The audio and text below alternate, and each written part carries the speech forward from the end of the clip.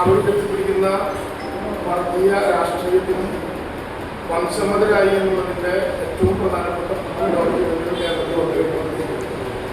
അതിനനുബന്ധമായി ഉള്ള പ്രവർത്തനങ്ങൾ കൂടി എടുത്ത് നോക്കുമ്പോൾ നേരത്തെ പ്രതിപക്ഷത്തിരിക്കുന്ന കാലത്ത് ശക്തമായി എതിർക്കുകയും മതേതര കേരളം ഭരണപക്ഷത്തും പ്രതിപക്ഷത്തും ഇരിക്കുന്നതിനോട് ജാഗ്രത പുലർത്തേണ്ടത് പറയുകയും ചെയ്യുന്ന എല്ലാ വിഷയങ്ങളിലും ഏകപക്ഷീയമായി പല താല്പര്യങ്ങൾക്ക് വേണ്ടി കേന്ദ്ര ഗവൺമെന്റിന്റെ മുമ്പിൽ അടിയറവ് പറയുന്ന ഒരു സ്ഥിതിവിശേഷം നമുക്ക് കാണാം. അത് മുഖ്യമന്ത്രി മന്ത്രിമാരെ സത്യപ്രതിജ്ഞ ചെയ്യുന്ന ചടങ്ങിൽ വന്ദേമാതരം പൂർണ്ണമായി ചൊല്ലിയത് മുതൽ PMC പദ്ധതിയിലെടുത്ത നിലപാട്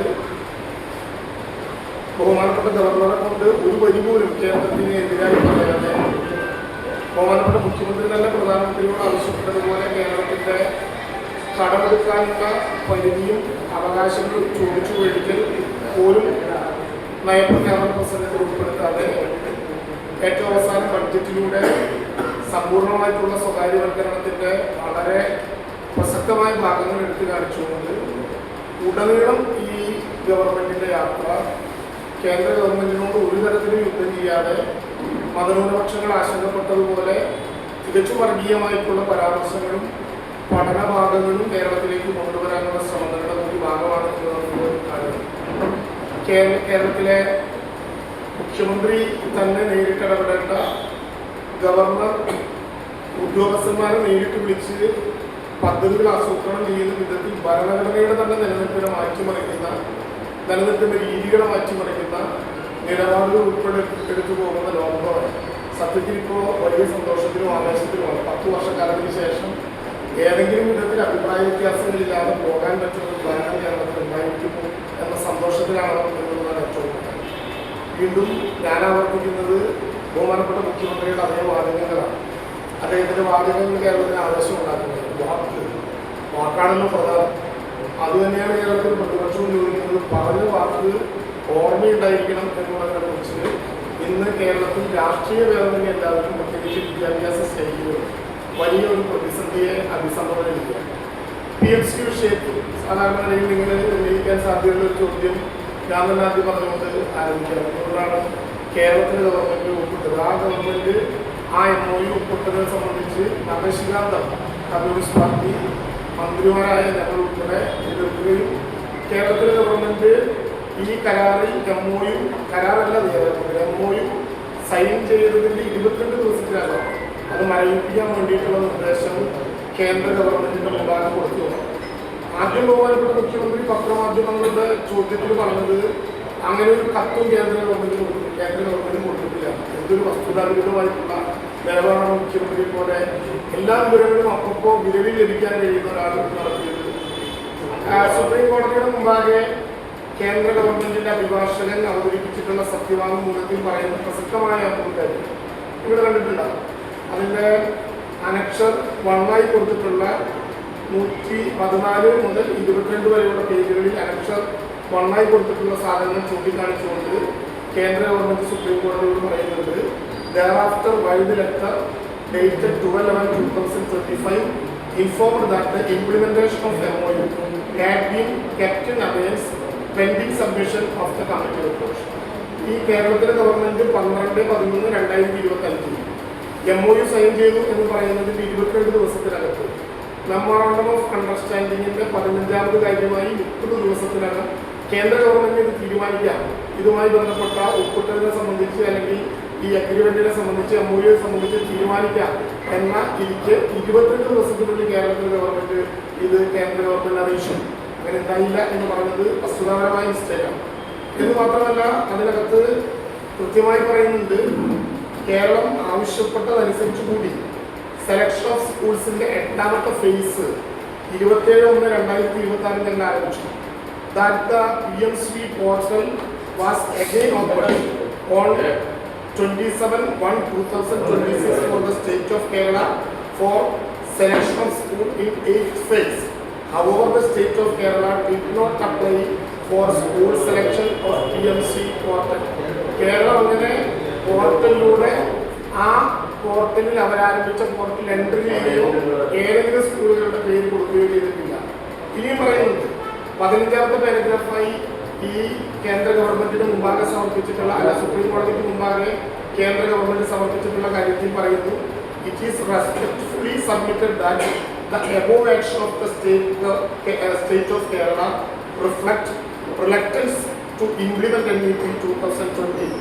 അതായത് കേരളത്തിലെ ഗവൺമെന്റ് NEP 2020 നടപ്പിലാക്കുന്നതിൽ വിമുഖത കാണിക്കുന്നു എന്നാണ് കോടതിയുടെ മുമ്പാകെ കേന്ദ്ര ഗവൺമെന്റിന്റെ ബന്ധപ്പെട്ട അഭിഭാഷകൻ നടത്തിയിട്ടുള്ള കേസ് എന്നിരിക്കെ എങ്ങനെയാണ് കേരളം അങ്ങനെ ഒരു കത്ത് കൊടുത്തില്ല എന്ന് ബഹുമാനപ്പെട്ട മുഖ്യമന്ത്രി മന്ത്രിമാരും വാദിക്കുന്നത്.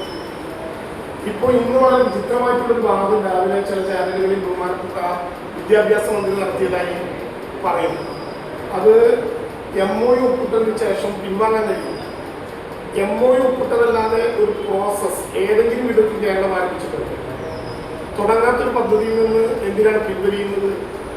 സ്വാഭാവികമായിട്ടും ഈ പോർട്ടലിൽ എൻ്റർ ചെയ്ത് അഥവാ PMC പദ്ധതിയിൽ തുടർന്ന് നടപടികൾ സ്വീകരിക്കണമെങ്കിൽ ആ നടപടികളുടെ ഭാഗമായി പോർട്ടൽ ആരംഭിച്ചില്ല, സ്കൂളുകളെ തെരഞ്ഞെടുത്തില്ല, അപേക്ഷ സ്വീകരിച്ചില്ല, ഇതിനു വേണ്ടിയുള്ള പ്രത്യേക ഹെഡ് ഓഫ് അക്കൗണ്ട് തുടങ്ങിയിട്ടില്ല. ഒരു നടപടിയും കേരള ഗവൺമെന്റ് അതുമായി ബന്ധപ്പെട്ട് ആലോചിച്ചില്ല.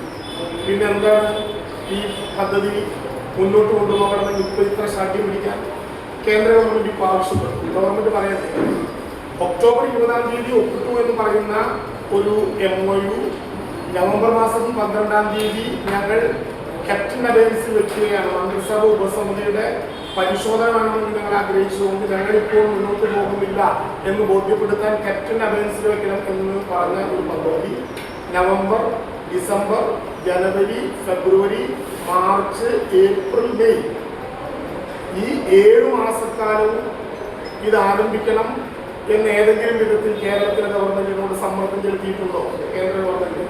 പറയുന്നത് പദ്ധതി ആരംഭിച്ചതിൽ നിന്ന് പിൻവാങ്ങാനാവില്ല എന്ന് നിങ്ങളെ ബോധ്യപ്പെടുത്തിയത് ആരാണ്?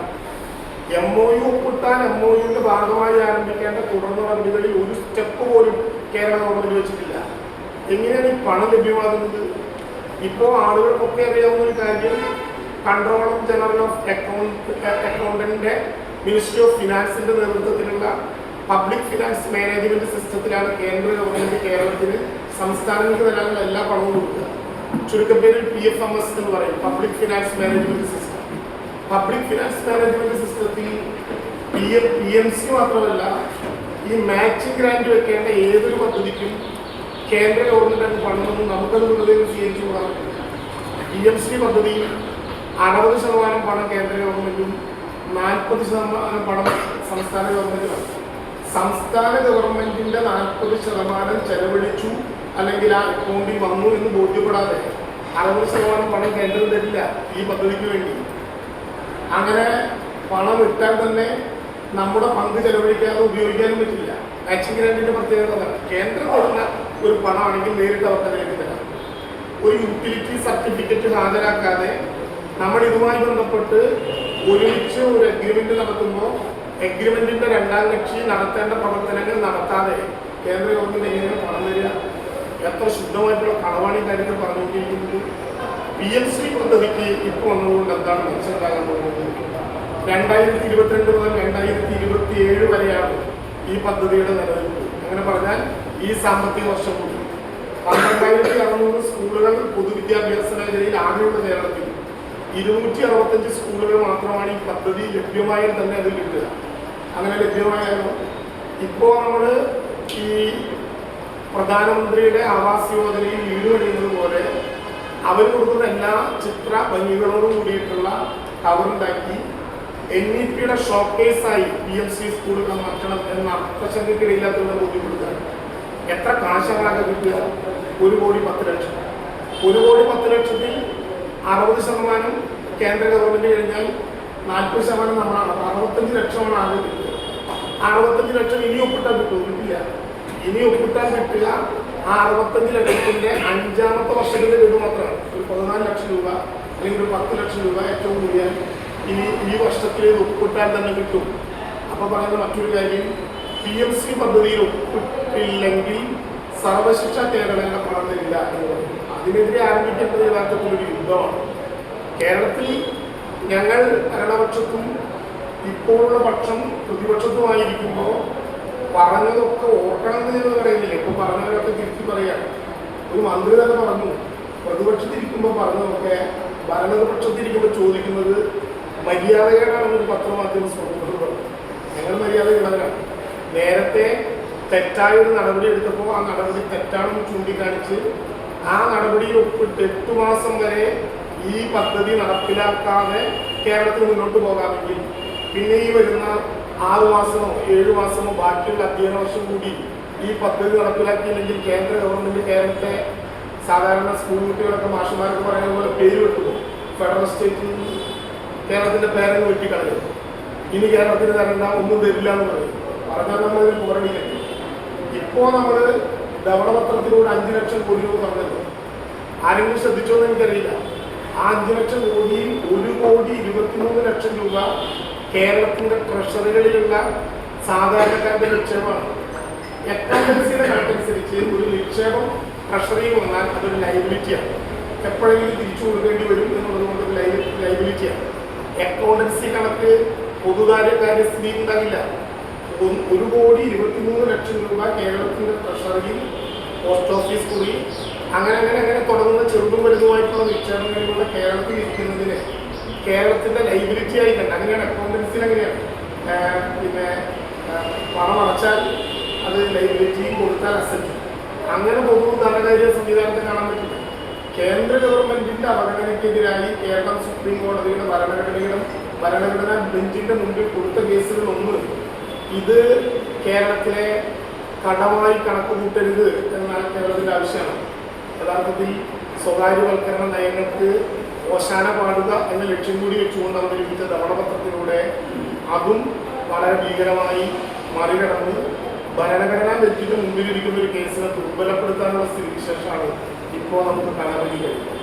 ഇന്നലെ അവതരിപ്പിച്ച ബഡ്ജറ്റ് ഞങ്ങളൊക്കെ പ്രാഥമിക പ്രതികരണം നടത്തിയതുകൊണ്ട് ആ ബഡ്ജറ്റിനെ കുറിച്ച് ഇനിയും ദീർഘമായി പറയാം.